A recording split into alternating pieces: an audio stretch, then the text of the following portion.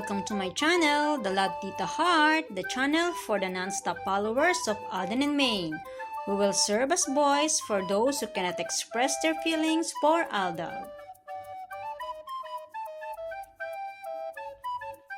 Kamusta po kayo mga ka-non-stop? Good day po sa inyong lahat. Bago po tayo tumungo sa kaganapan kay Alden and Maine, please subscribe and hit the notification bell para ma-notify po kayo sa mga bagong video na i-upload ko.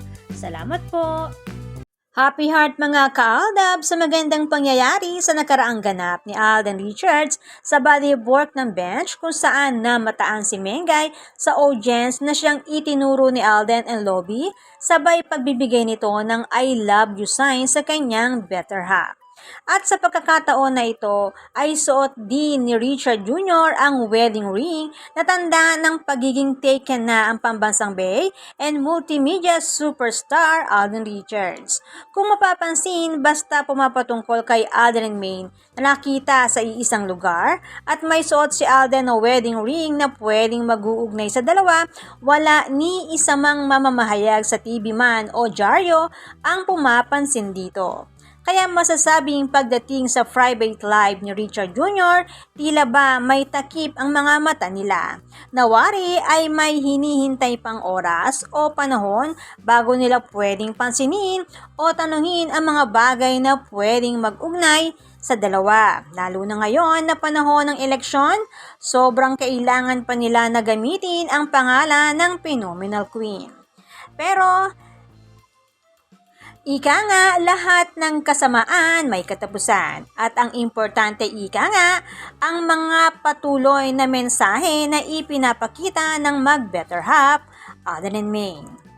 Sa ibang ganap ni Alden Richards matapos na mahinto ng more than 8 months sa workout at pagtakbo dahil sa nakaraang movie, bumawi si Alden Richards ngayong 2025 sa puspusang workout at pagtakbo para sa kanyang mga endorsement. At gamit na rin ang running hindi lang para maging healthy and fit, para na rin sa layunin na makatulong sa iba at makatulong sa mga katrabaho sa industriya ng showbiz. Bilang isa sa board trustees ng Mobile Fund, isinakatuparan ni Alden Richards together with his myriad entertainment team at ng kanyang mga ka-gym buddies ang Lights Camera Run takbo para sa pelikulang Pilipino, May 11, 2025. Kaya naman inanyayahan ni Alden Richards ang lahat, mapa-artista man o hindi, na magpa-register to join sa charity fund run na ito.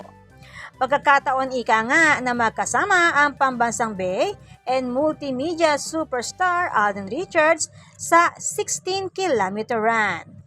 At naging abala rin si Alden last March 23, 2025 para sa 51st anniversary ng Mobile Fund. At gabi naman ng kaparehang araw, nag-host din siya sa 38 PMPC Star Awards for Television. At pinarangalan bilang Star or Male Star of the Night ng PMPC Star Awards for Television. March 17 and March 26, 2025, ibinahagi naman ni Alden Richards ang bagong negosyo na kanyang pinasok, ang Mr. Freeze Tube Eyes, another new business venture para sa Fokerson Jr. family. At nang sinimulan muli ni Richard Jr. ang pagsusuot ng kanyang rosary bracelet sa pagpasok ng 2025 at sunod-sunod na pagbibigay ng cryptic message para sa buong fandom ng Alden Nation and True-Blooded Alden Nation, umaapaw naman ang mga biyaya at bagong endorsement at mga negosyo sa napakasipag, napaka-responsible bukod sa sobrang gwapo na asawa ni Kumain Fokerson, Richard Fokerson Jr. Talaga namang kahanga-hanga at nakaka-proud ang pagpupursigi nito sa buhay. Ang sinasabing single ng kanyang mother network. Pero kayod na pang padre de pamilya na nagpapalaki at nagpapaaral ng mga chikiting at naghahanda sa mga future ng mga ito. Ang pinapakita sa kasipagan ni Tisoy, tulad ng pangako ni Richard Jr. na kahit anong mangyari, hindi niya pababayaan si Mengay Nita. ang nag-iisang babae sa likod ng mga tagumpay ni Richard Jr., the phenomenal queen, Mrs. Nicomane Pokerson. Samantala, March 27, 2025, nagkaroon ng live press conference ang CEO ng Myriad Entertainment, Alden Richards, kasama ang Viva Group of Companies kung saan Alden signs partnership deal with Viva Incorporated for entertainment and food industry. Kaya naman very proud and very happy si Tisoy dahil magkakaroon na ng mga konsyas sa mga malls. Ang Conchas ang kauna-unahang negosyo na pinasok ni Alden, kung saan hands-on ang mag-asawa. Sabi nga ni Alden sa kanyang press con, I'm very proud of all the things na nangyayari ngayon with my life. And I'm just so grateful with the journey that I have in this industry. Sabi nga niya kung noon naloloko siya sa kanyang mga pinapasok. Ngayon, hindi na. At this point of my life right now, no one can take advantage of me anymore. Know your craft, know your turf. A lot of people are going to take advantage of you. Ang pag-amin at pagbibigay payo niya. Ang sabi nga ni Alden, if you want to venture into something big, put up your own production, importante yung mga tao na makakasama mo. Sabi niya, being with the right people, the right team, a core team that stands by you through ups and downs. Kaya naman, in span of almost 3 years, ito na po yung nagawa. Ito na po yung portfolio ng Myriad that can we be proud of. Ang pagbabahagi ni Alden Richards. Sa pagkakataon po na ito, na pagsasanib puwersa ng Viva at Myriad, mas maraming project at mas malawak ang pwedeng marating ng Myriad Corporation na pag-aari ni CEO Alden Richards. Concert, movies na pwedeng i-produce kasama ang Viva. Kasama na rin ang food industry na isa sa mga businesses ni Richard Jr. Ibinahagi din niya ang kanyang 3 principles in life. Ang una, you surround yourself with people that when you enter the room, their eyes brighten up and they put smile in the face. And second, slowly is the fastest way to get to where you wanna be.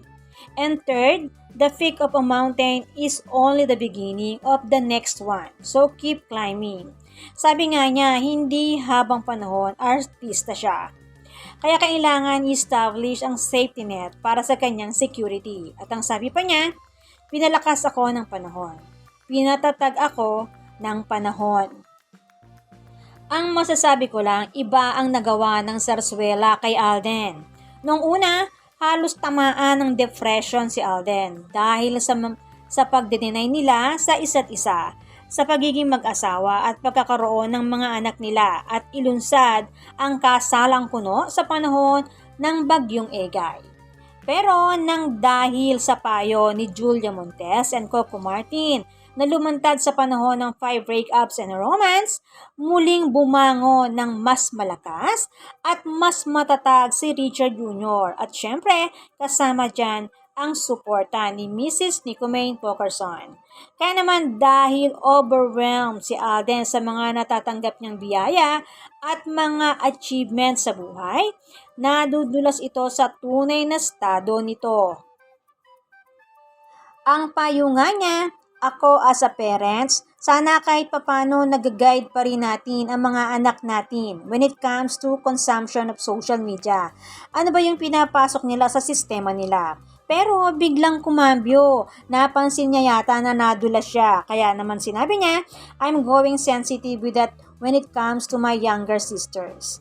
Alam naman po natin na hindi na bata si Raisa at Angel. Kaya naman natutuwa talaga ako dito kay Alden. Boy, dulas talaga ito eh.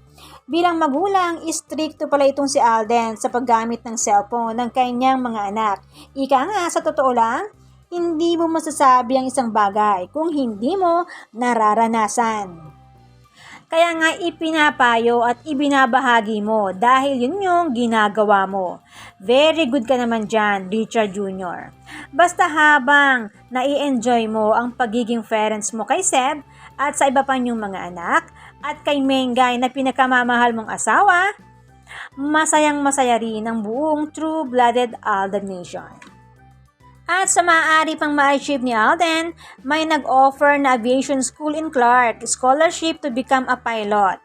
Captain Alden, ika nga sa mga darating na panahon. Pero pagdating sa politics, wala daw plano si Alden dahil nagagawa naman daw niyang tumulong kahit wala siya sa politics.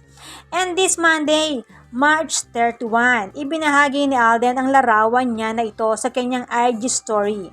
Ang larawan na ito na habang yakap-yakap ng mahigpit ang mga stop toys from Casino Plus na may kulay na para sa Aldab Nation, yellow, blue, and green na may caption na Mine, na tila ba yakap niya na mahigpit ang bandom na kasama nila magbasa hanggang ngayon. Iba talaga kapag maliliit pa ang mga anak. May mga pasalubong na stop toys sa mga bata.